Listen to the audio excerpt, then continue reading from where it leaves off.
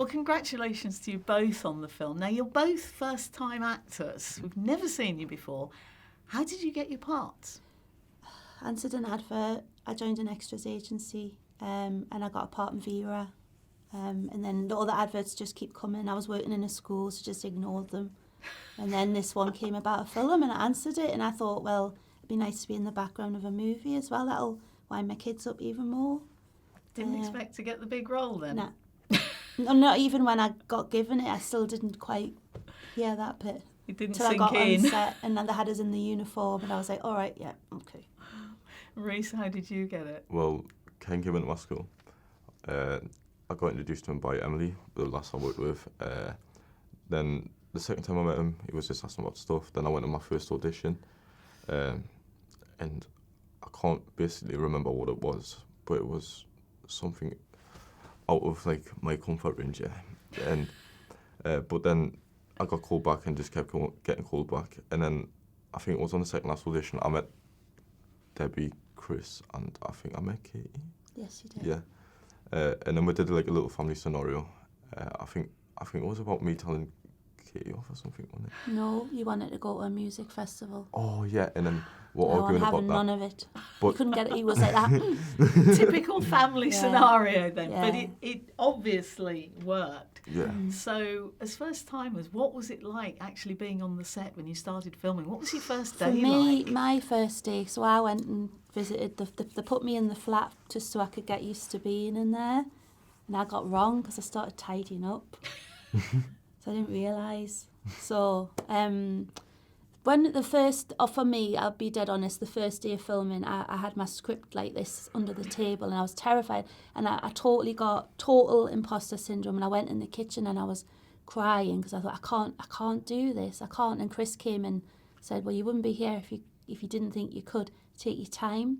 And then when I realised I could just take my time, it just went. And then I could do it, apparently. So what research did you do for your role? Oh, Because I remember when I watched the film, I was thinking, that's the sort of person I would want for a care worker I because she's volunteered. compassionate and practical at the same time. I volunteered as a care worker for a few weeks in a local care home, and then I went on training with care workers and spoke to them. But I've always worked in education, so I've always worked with people, and so I have that in me anyway, do you know what I So mean? it was a sort of natural extension for you. Sort of, yeah. Like I've worked with babies all the way, like mainly teenagers now, but yeah, I went on proper training, so it was more. I wanted to do it really well as well. I don't want any care workers to go, what's she doing? Now, Rhys, is that really you doing the graffiti? yeah. Yeah. It really is. Yeah. So was that something you could already do, or did you have? I had to get how did lessons you for get it. those skills? Yeah, there's no graffiti in Newcastle by him. No. Not yet. Maybe not yet. I had to go to lessons for it. Yeah. Just to like learn how to do like basically like straight lines and stuff like that. I mean, I couldn't really do it, but just the lessons helped me a lot, and then that's how I learned how to do spray painting. So do you think you're any good at it? Yeah. He's very good. Very good at it.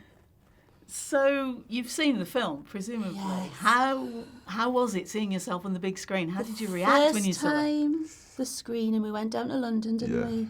yeah. And we all sat at the back. I didn't look. I didn't look at any of my scenes. I watched them and cried all the way through, and then locked myself in the toilet. Like the feeling that you get looking at yourself on the screen, it's like one of the most weirdest feelings. It's weird. It's like very weird, yeah. And it's like, I think it was the same for all of us. We couldn't really watch ourselves Yeah. until like the next screening, until we seen it again. Well, the next one was just at Cannes. You Oh, know, only it can. Just at Cannes Film Festival. That wasn't nerve-wracking at all. But I was watching the audience, and I remember seeing I'd met this very important gentleman at dinner, and he was over his chair going, and I was like, oh my God, everyone's in bits. So having had this experience of acting and seeing yourself on the big screen, do you want to do more of it? Well, I've done something. What have I've you done done? a BBC Two drama in the summer. But Okay. one-off, and now I've got an agent, so I'm going to...